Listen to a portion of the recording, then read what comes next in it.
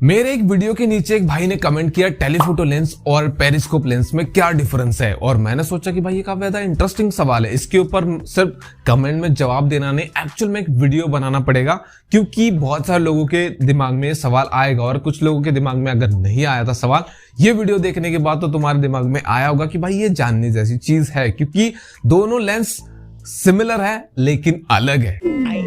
यहाँ पे confusion create हो रहा होगा, लेकिन इस वीडियो को देखने के बाद तुम्हारा कंफ्यूजन दूर हो जाएगा। प्लस पेरिस्कोप लेंस को लेकर तुम एक्साइटेड भी हो जाओगे, क्योंकि काफी अच्छी लेंस है।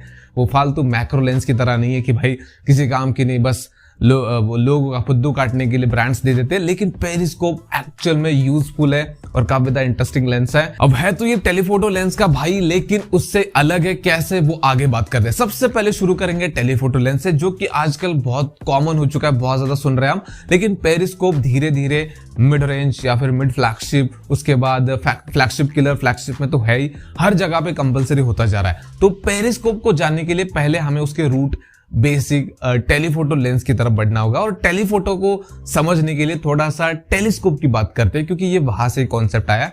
ज्यादा डिटेल में नहीं जाएंगे वहां पे, पेरिस्कोप के ऊपर जल्दी वापस आएंगे। तो आप सबने कभी ना कभी तो स्क्रीन पे या फिर रियल लाइफ में टेलीस्कोप तो देखा होगा। उसकी अरेंजमेंट, उसको कैसे बनाया जाता है, वो लंबा होता है। हाँ, यहाँ पे कुछ लोग अलग अलग मतलब निकालेंगे कमेंट में, तो वो लंबा होता है दिखने में। उसमें लेंस को अरेंज किया जाता है अंदर, जहां पर लेंस शिफ्ट होती है, मतलब आगे पीछे उसको मूव करके ऑब्जेक्ट को जूम किया जाता है। सेम कॉन्सेप्ट फॉलो होता है टेलीफोटो लेंस में। वहां पर भी हम लेंसेज के थ्रू जूम कर सकते हैं। अब जूम में दो टाइप होते हैं, एक होता है डिजिटल जूम और दूसरा होता है ऑप्टिकल जूम।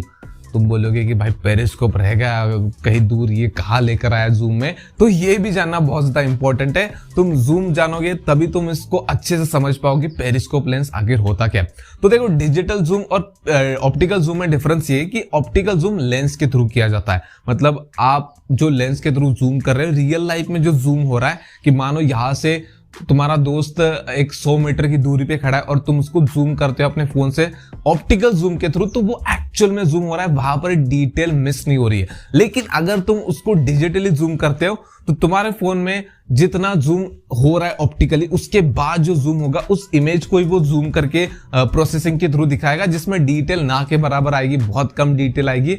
और तुम्हें लगेगा कि भाई जूम हो गया, लेकिन इमेज क्वालिटी तो पूछो ही मत। उसमें तुम्हारा दोस्त ही तुम्हें अलग दिखाई दे रहा होता, तुम बोलोगे कि भाई ये कौन है।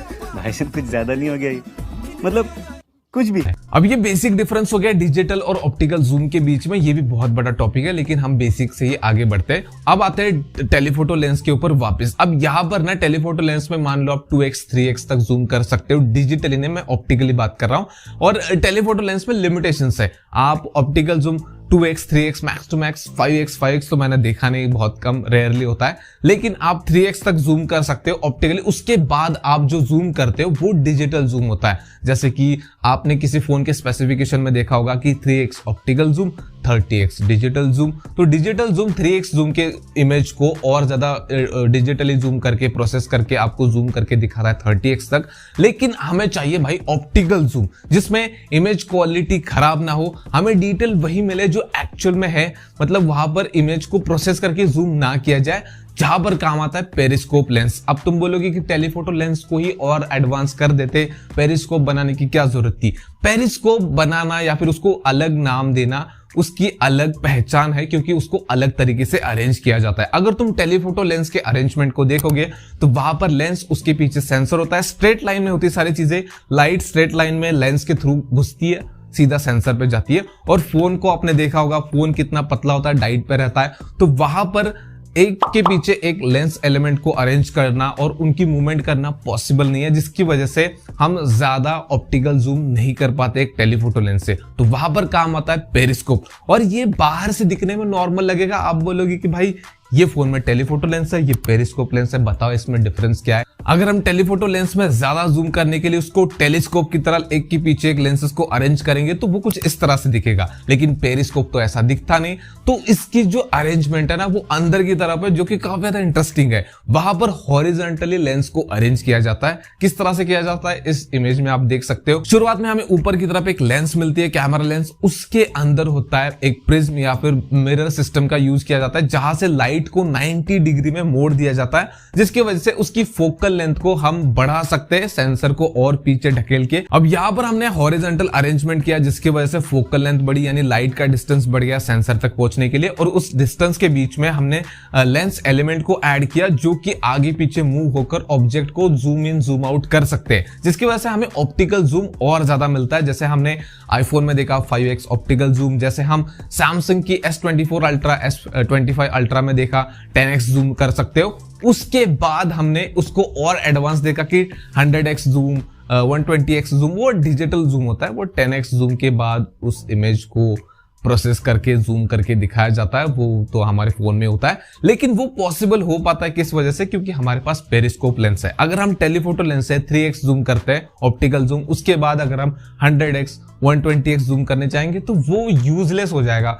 वो जो हमें इमेज मिलेगी जूम करने के बाद वो इमेज के नाम पे धब्बा होगी। लेकिन ये सब पॉसिबल हो पाता है। आजकल हम बहुत सारे स्मार्टफोन देख रहे हैं जिसमें 100x 120x जूम देखने को मिलता है। वो पॉसिबल हो पा रहा है पेरिस्कोप लेंस की वजह से, जहां पर हम लेंसेस को हॉरिजॉन्टली अरेंज करके वहां पर फोकल लेंथ को बढ़ाकर हम वहां पर और ज्यादा ऑप्टिकल जूम कर सकते हैं। लाइक 10x तक तो हम चले गए, हो सकता है आगे जाकर हमें 20x देखने को मिले, 30x देखने को मिले।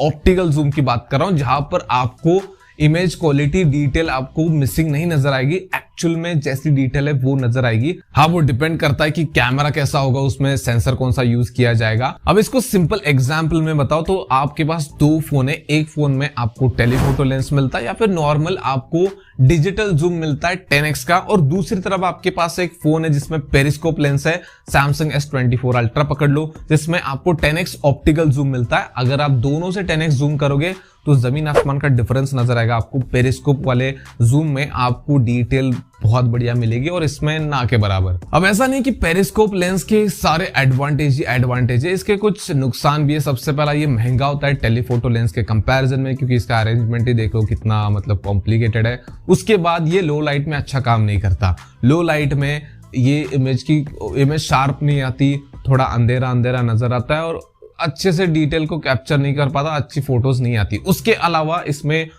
OIS की स्टेबलाइजेशन की बहुत जरूरत पड़ती है, क्योंकि उसके बिना तो आप इतना ज्यादा जूम कर रहे हो तो जरा भी आपका हाथ हिला या फिर फोन हिला तो फोटो अच्छी तो नहीं आने वाली। आप जूम कर रहे हो, जूम करने के बाद आपने देखा होगा कि फोन को स्टेबल रखना कितना इंपॉर्टेंट होता है। अब अगर इनके डिसएडवांटेजेस को साइड में रखे, जो कि बहुत कम है, उसके अलावा ये लेंस काफी ज्यादा इंटरेस्टिंग है, मुझे तो काफी अच्छी लगती है। लेकिन कितने लोगों की यूज में आएगी वो एक सबसे बड़ा सवाल है। अगर आप फोटोग्राफी के बहुत ज्यादा शौकीन हो या फिर आप टाइम पास करना पसंद करते हो, दूर की चीजें ऐसे टाइम पास में जूम करके देख रहे हो, कहीं पहाड़ पे चले गए वहां से जूम करके देख रहे हो कि नीचे सड़क से गाड़ी ऊपर आ रही है, यहाँ पर दूर कुछ लोग कुछ काम कर रहे हैं, वो भी करने में काफी ज्यादा मजा आता है। आप कमेंट बताओ कि पेरिस्कोप लेंस आपको अच्छी लगती है या फिर नहीं लगती। बाकी वीडियो पसंद है तो वीडियो को लाइक कर देना, चैनल को सब्सक्राइब कर देना। मिलते हैं नेक्स्ट वाले वीडियो।